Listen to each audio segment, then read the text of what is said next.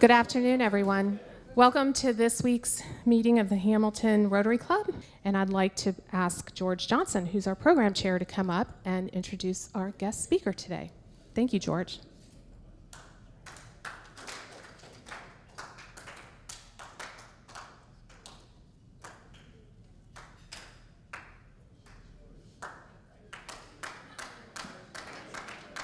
Amazing.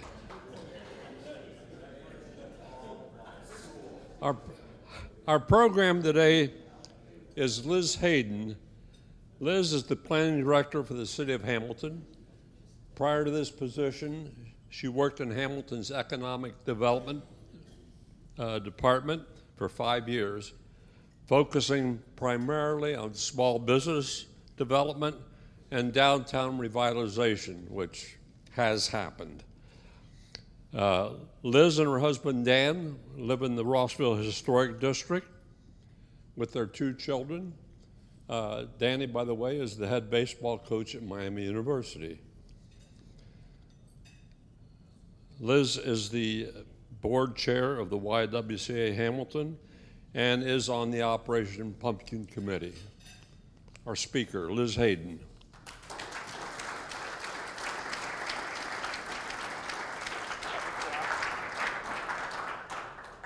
Thank you all so much for having me today.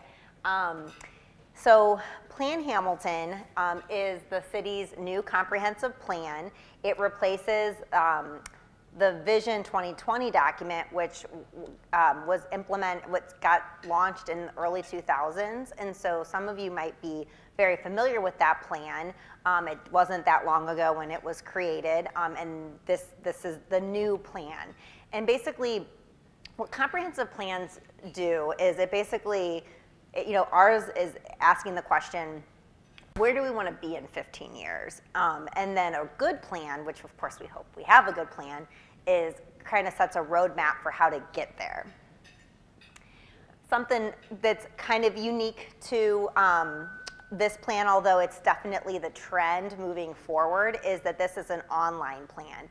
Typically what you've seen in the past is, a big, thick vision document with all these ideas, and what is the trend for communities these days is to put that online as a web-based plan, so it's planhamilton.com, and the idea there is that it's more accessible than having to have someone come in and look at the physical document in our office. So history for Plan Hamilton, it was an 18-month process. And really tried to focus on getting community engagement and feedback on the plan. So you see up here we've got 4,500 pieces of individual feedback. Something that I really loved was that we had 127 people on committees for the plan. But most importantly for me is that we really tried to utilize online surveys and social media and things like that, because I have 2 small kids at home, and I cannot think of a single community topic that would get me out of my house on a Tuesday night for 2 hours to go to a meeting. And so, but I still have lots of ideas for things I would like to see in my community. So I wanted to make sure that I reached those people as well. And so we really pushed heavily on getting out and getting feedback that way, and the surveys were really helpful. They helped tweak our plan as we went along pretty significantly. So there are some technical reasons to have a plan for a community that are, for example, the Planning Commission and City Council use the future land use plan to make decisions about development in our community. And then the mobility transportation component is something that we use to get grants from the state for roadway projects. So those are very technical reasons that all communities have plans. But of course, we want our plan to be much broader and more impactful than that. And so it's, like I said, much broader than those 2 things. And what we wound up with was 8 different policy areas that were identified through the process. Most of them are pretty standard. Most communities have these topics included in their plan. But one thing that's unique to us is the music, arts, and culture section. That's something that we added because we think that it's an important part of Hamilton's identity and something that we want to continue to be an important part of our identity in the next 15 years. So I wanted to spend most of the time that I had today talking about implementation, because something I think that city planners tend to be really good at is visioning these, very beautiful, idealistic plans, and then don't really know how to implement them, and then they'll sit on the shelf. And that's my biggest fear, is I don't want that to happen with this plan. And so I wanted to talk to you about what we're doing in the immediate term to implement Plan Hamilton. The first one is easy. Hamilton has had a lot of really great stuff going on over the last 15 years. So Plan Hamilton was able to kind of build on that momentum and say, hey, like, a lot of these things are working for us. Let's keep doing what we're doing, and kind of just like stating in our plan document that's approved by City Council that these are important priorities for us, and we're going to keep investing in these. And so economic development, music, arts, and culture, and parks and recreation and open space are 3 areas that I think that we are already heading in the right direction. However, there are parts of the plan that through the process, that we really identified as areas that we need to focus more energy on. And the residence housing and neighborhoods, mobility, and land use and development are 3 areas that we really want to tackle and really invest in. And so we are working in the short term on, and then of course over the next 15 years on these, but these are really where we're diving in first. Residence housing and neighborhoods. Okay, I really, I love sharing this. Some of you maybe already heard me say this before, but throughout the planning process, what we kept hearing from community members was that they were mad about traffic, they wanted us to fix their streets, that they wanted more jobs, and that was, and more things to do, all very important things. And they still are important. But the cool thing about having a website is I'm able to track analytics on what people are looking at. And what people are really looking at and really seem to care about is residence housing and neighborhoods. That's what people are visiting and interacting with.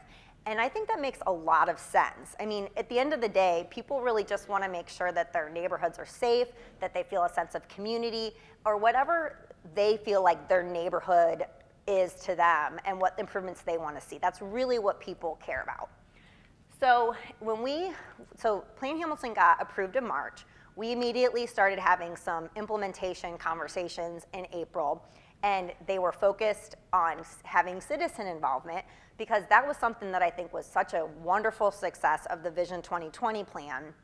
I think a lot of the progress that was made through that plan was through the citizen engagement. So I wanted to see that happen again with Plan Hamilton. And so since those initial conversations, there have been 2 smaller groups of people having conversations about how to move the residence housing and neighborhoods issues forward. And that first citizen group has identified that they want to work on improving our housing stock. And in the short term, we're working on doing a blight audit in the neighborhoods. And that'll help us establish a baseline so that as we find and implement strategies to improve our neighborhoods, of course the goal is that over the years we'll see the blight audit index improve.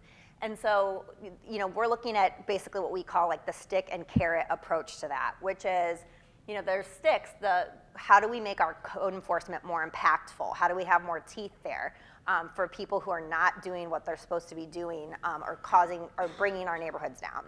But there's also the carrot approach, which is how do we connect people with resources to make improvements to their homes?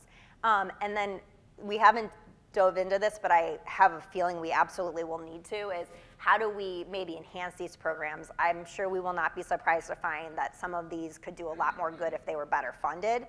And there might be also opportunities that are more policy about where programs can be used or what kind of homes can be used, that kind of thing. The other group is working on developing neighborhood leaders and increasing engagement.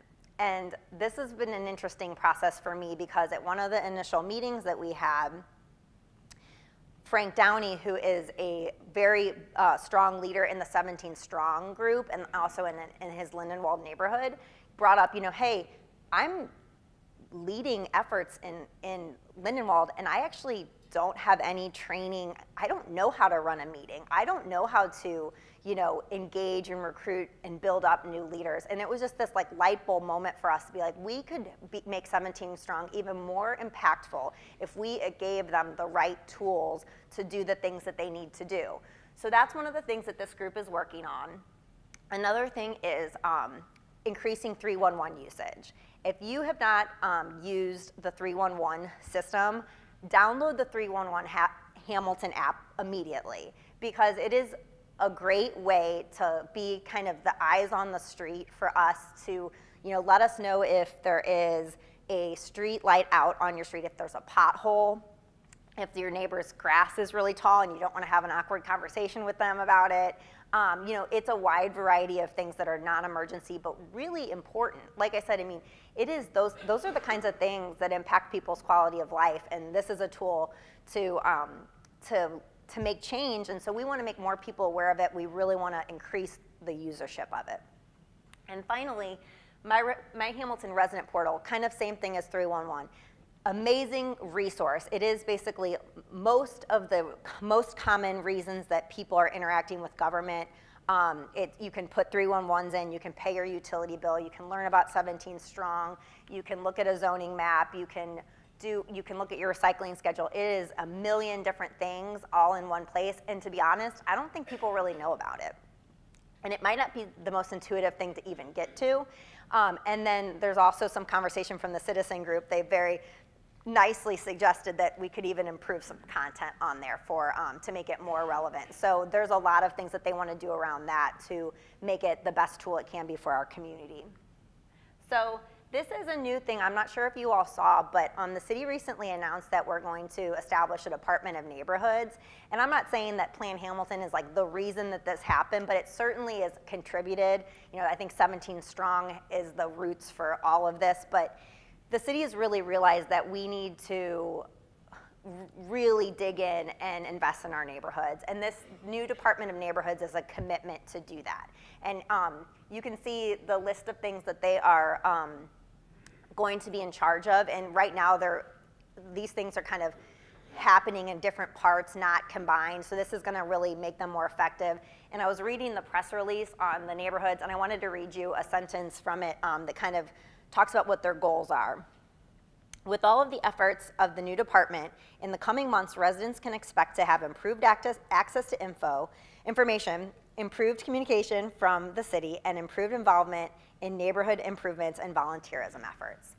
So I'm very excited about that, because I think that this is going to be a huge way that we can see real improvements and kind of implement Plan Hamilton. Mobility. Obviously, very, very important part of improvements that we need to see over the next 15 years. I think that, again, this is something that we've seen improvements happening. I know you've experienced them through construction, which is, I know, very frustrating. But we want to continue to improve traffic management, and then also, fixing our streets, fixing, the condition of our streets. And while this isn't something the city is leading, finding alternative ways to get more resources into fixing our roads bucket, like the streets levy, is a great way to help promote to be able to achieve some of our success in that arena. And then the city's working on North Hamilton Crossing.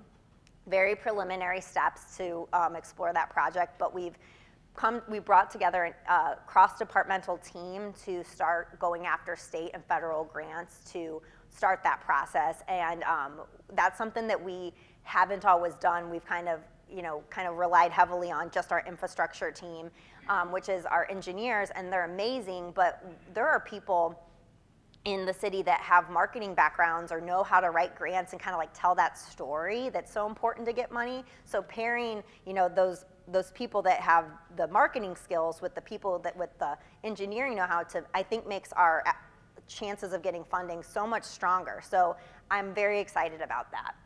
And then finally, this is, again, kind of taking credit for something that's already been in the works, but I think you'll see some changes here, is that we're going to start seeing more bicycle infrastructure in the community. Most significantly, the Beltline, which is going to be under construction soon, which is going to be a bike multimodal trail that kind of loops around the Highland Park area and goes all the way down to the riverfront. And I think it's going to be a great addition, but one that people don't know about as much, and it's much more in its earlier stages, but we have gotten funding as a partnership with Fairfield and Metro Parks to do the first leg, is the Miami to Miami Trail, which ultimately is supposed to go up Route 4. So we'll see some improvements there. Land use and development, that is something that is very much in like the planning department's control. And you know, we have the ability to affect a lot of change in this area, and we're pretty excited about it. A lot of our zoning, which is a very technical, I know, but it's from 1970, and Hamilton's a different place than it was in 1970. So we are looking at opportunities to pretty much overhaul the way that we're doing zoning in our community, and so we're talking about, actually at our September 19th Planning Commission meeting, we are talking about rezoning Rossville. Which is you know, I'm really getting in the weeds here, but it's this idea that we have, right now that community is zoned to be, you know, a lot of it's zoned to be 4 units or more, like apartment buildings, when in fact, I live in that neighborhood, it's mostly single family homes, you know, and it's the same kind of zoning standards that you would see in the suburbs, which just doesn't make sense for this historic district that's been here forever and was built to have mix of uses and diversity and walkable. So we're finally trying to fix that so that we have the right zoning in place to get the kind of the culture and vision that we see for that area in the future. And then the plan is to do that around the community and other neighborhoods. That's kind of our trial neighborhood, but do it in a lot of our traditional and urban neighborhoods. We recently rezoned the riverfront. That was actually, our riverfront was zoned for industrial uses. And now with everything going on with the Spooky Nook Sports Complex, there's so much more of an opportunity to see the riverfront be activated in a way that works where everybody can enjoy it. So we rezoned the riverfront to entertainment mixed use, which is a pretty dynamic zoning that is pretty flexible, but hopefully we'll see some cool things coming from that. And then, again, legacy industrial properties, like Route 4.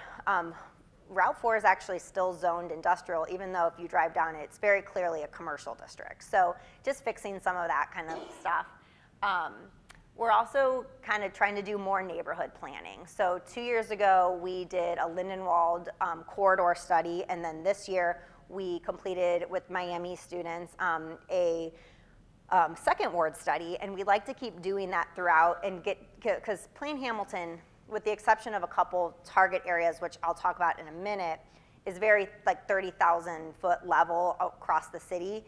And so we know we need to get a little bit more specific, and then also work with the neighborhoods to actually implement things. So it's not just the plan, it's continuing to work with them afterwards. And an interesting thing that, you know, the land use perspective wise is something that 17 Strong identified a few years ago, was that there are certain parts of the community that didn't have good access to parks, and so that became a priority. And recently Jefferson Park opened, and that was a community that didn't have access to good access to parks, so we're making progress in creating more amenities in the neighborhoods as well. River development in Plan Hamilton, it became such an important part of the plan that we decided to take it out of the plan and contract with a consultant that has more expertise in riverfront and river plans, and it made it its own plan. And we are, in addition to the rezoning, seeing a lot of activity on the river. And it's in large part due to the Spooky Nook Sports Champion Mill project, which not only is going to be transformative in and of itself, but also creating all this other development opportunities and a lot of interest in doing things on our river. And then B Street will undergo pretty transformative changes as well to enhance that corridor. We're trying to get stuff, do more things in the river as well. One thing we launched last year was kayaking during a concert, during concerts, and which the Great Miami Riverway wound up taking over this year and I think they're partnering with Great Miami Rowing Center still to do that, to get more people on the river. And we're looking at opportunities to do a trail on the other side of the river, and just other opportunities for river improvements. And finally, Route 4. This is something that I think that because we're also excited about, downtown and river and all this stuff, that it's kind of the less glamorous side of what we're doing, but it's so important. The planning department's just trying to figure out ways to tackle improvements on Route 4. And I think that right now what we're seeing is we're kind of taking advantage of tactical opportunities for improvement. So when we have people who are bad actors, we're working on code enforcement to get to clean their properties up. But then we're also working when people want to do a project. We really spend a lot of time working with them to make sure that, hey, you want to do something? That's awesome. How do we get you to do something that's really great or good and better for the community? And sometimes it's as simple as adding sidewalks and landscaping and making sure that the building materials look nice. But I think that when you do enough of those small projects, you see a big change. So we're really kind of at this point talking about incremental change on Route 4. And we hope that we start seeing it over the next couple years. But we also hope to do some more than just incremental change. And the canal lands are an opportunity for us to do that, because you maybe all know this because I think a lot of you are from here, but I didn't know this. Route 4 actually was an old canal, and there's a lot of legacy land between the street and the businesses that is still canal land that's owned by the Ohio Department of Natural Resources. And so we're looking at opportunities to gain control of that land to do a more holistic improvement along the district, like streetscape, sidewalks, and access management. That's a lot of money. I don't know exactly what's going to happen, but my idea is just to kind of take it bite by bite and maybe do improvements in like little chunks as we gain control over this land. So that's what we're going to be working on over the next few years with Route 4.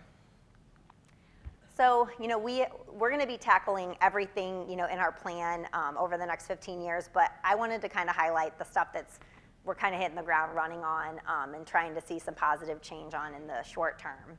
But thank you very much for letting me speak to you today.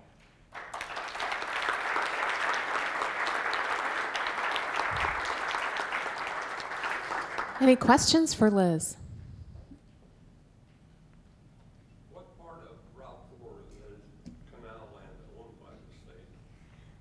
There's canal land from north to south in Hamilton. There's slivers of basically anywhere from like 2 feet to like 60 feet between like our street and where people's property lines start is canal land. So you wouldn't know you wouldn't be able to see it driving down.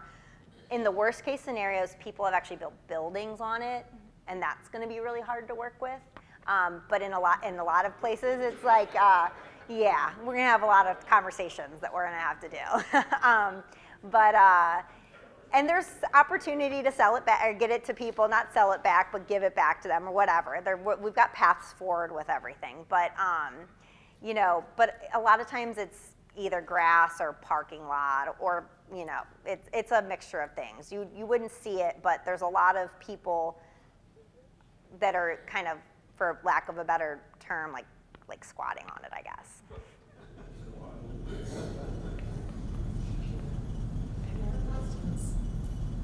Is there any walking together notice to Main Street so that people there can access Main Street with nice environment, nice wide sidewalks?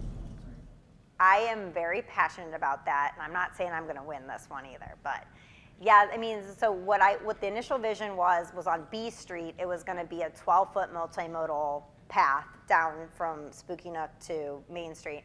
I think right now the plan is a 7-foot sidewalk that's really well, like streetscape, nice lighting, nice signage, and making sure that all the development that happens between Spooky Nook and Main Street is pedestrian scale. And what I mean by that is, I don't want to see like a sea of parking and then a building that doesn't have anything going on the first floor. Like things that are like restaurants and retail, those are the kind of things that make it an inviting path for people to walk down to Main Street, which is extremely important. The other conversation we're having is a path from on the river, from Spooky Nook down to the High Main Bridge, and I think that is, we definitely can do one on the bottom of on the river level, like there is on the other side. And the conversation is, can we also do one on top of the levee? And I'm not 100% positive about that. So those are the two pathways that I know for sure. On B Street, have you decided whether it's going to be on the east or west side? It's going to be on the west side. I mean, there's going to be sidewalks on both sides, but the other side is 5-foot sidewalks, which is just a standard sidewalk. So. Very good. Well, thank you so much. Oh, thank you. Oh, yeah.